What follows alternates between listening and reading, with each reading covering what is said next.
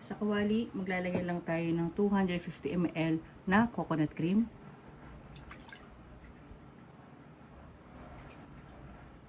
I-on natin yung kalan. And then, hayaan lang natin yan kumulo.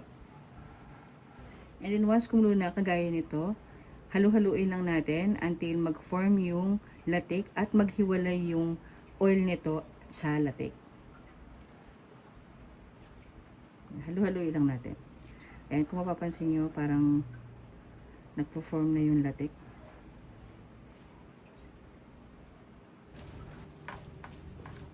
And then once nag-form na yung latik kagaya nito, hinaan lang natin yung kalan.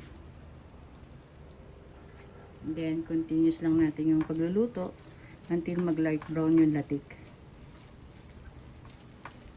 Halu-haluin lang natin para hindi siya masunog.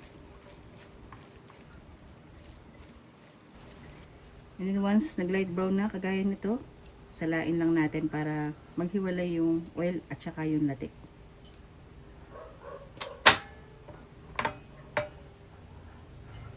Yan. Nahiwalay na natin yung latik. Set aside lang natin.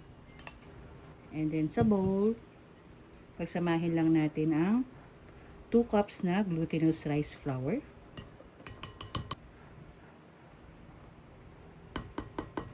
And then gradually add 3/4 cup of water.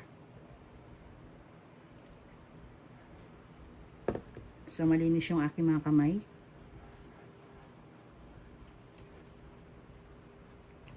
Sa dami pa lang ng water, depende yan sa glutinous rice flour na mabibili ninyo.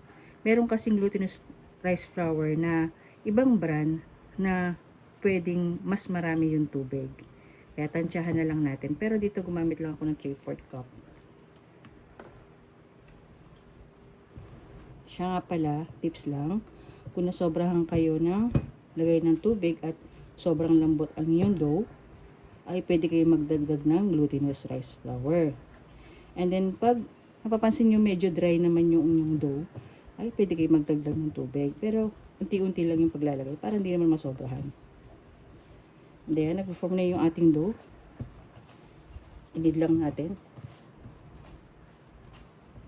Kapag okay na yung ating dough, gaya nito, hindi siya dry, hindi siya sobrang lambot, ay pwede na natin yung hatiin. Hatiin natin sa dalawa. Gamit lang ako ng spatula.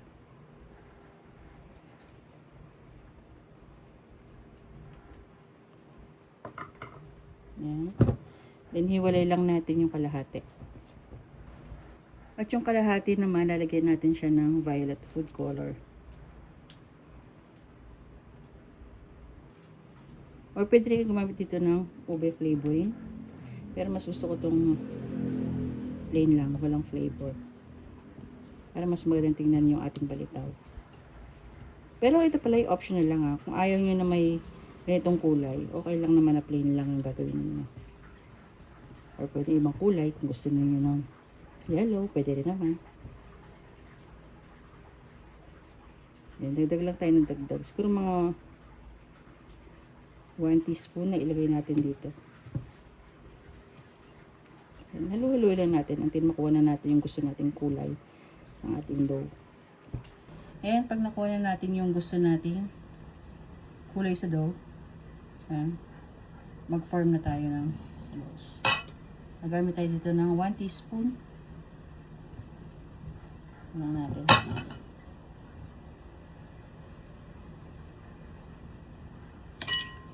Ilugin lang natin.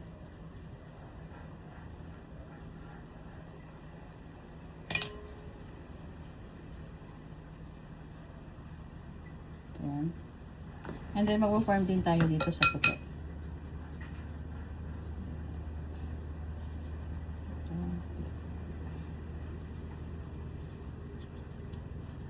Ayan. So, ang gagawin natin, pagsasamahin natin yan. Ayan.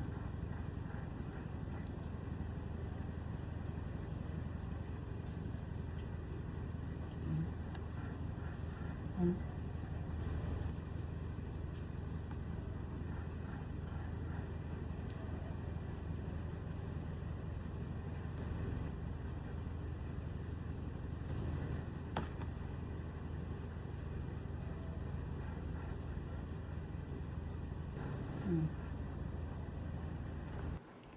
So, ito yung mga nagawa natin. Medyo marami-rami rin. Lulutuin na natin ito. And then, lutuin lang natin to sa kumukulong tubig until lumutang.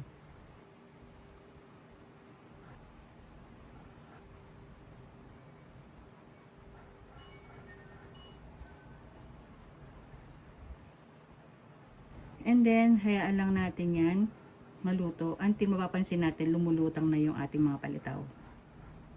So, hiwa-hiwalay natin para hindi magdikit-dikit. So, antayin natin magsilutangan yung mga yan. And then, once kapag lumutang na sila, kagaya nito, ay pwede na natin yung hanguin. Ano, ganda. Ganda ng kulay, di ba? So, lagay muna natin dito sa plato.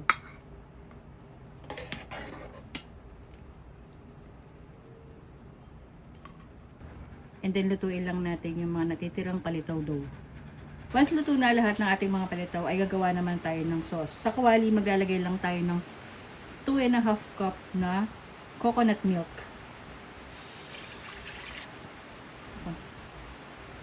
And then, hayaan lang natin yan kumulo over medium heat.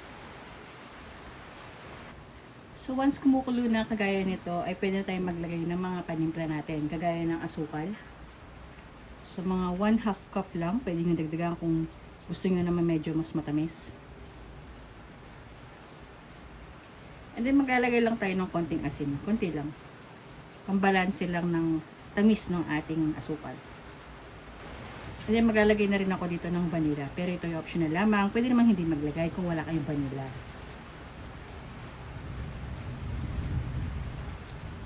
And then, haluin lang natin at hayaan lang natin kumulo until matunaw yung asukal. And then, once tunaw na yung asukal, pwede na tayong maglagay dito ng ating langka. Then, maglalagay na rin tayo dito ng coconut strips. So, haluin lang natin at hayaan lang natin yung kumulo. And then, after few minutes, pwede na natin ilagay yung mga naluto nating mga palitaw. So, yan, lagay na natin.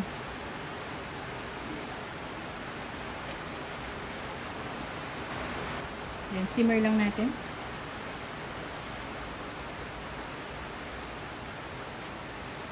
And then, after a few minutes na pagkakakulo, ay pwede na natin ilagay yung latik na ginawa natin kanina. Huwag natin ilagay lahat kasi tatappings pa natin mamaya yung iba.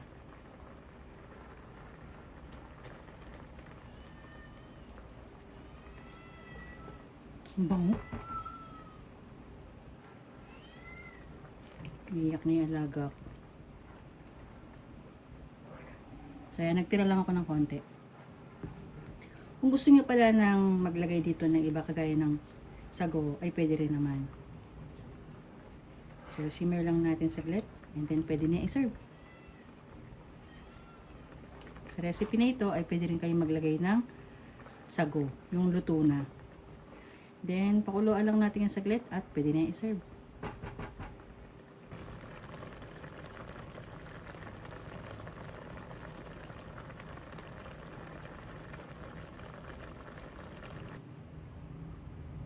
Ang bango talaga pag may langka.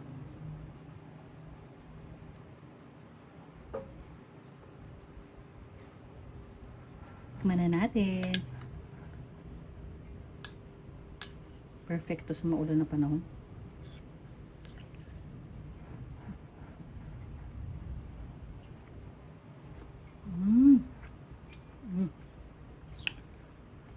Sarap.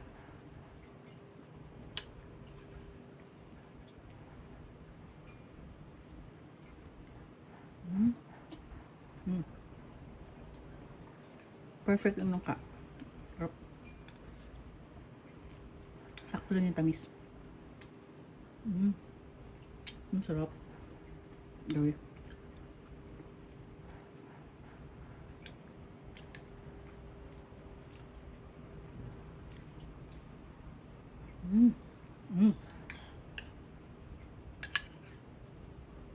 Lasang-lasa mo talaga lang. Ang sarap. Tsaka yung mati. Try nyo na. Sobrang sarap. Again, maraming salamat po sa panonood. At sana po nagustuhan niyo po ang recipe na na-share ko today. This is Mami Jocelyn. Maraming salamat po at ingat palagi. Bye! Subscribe, like, and share.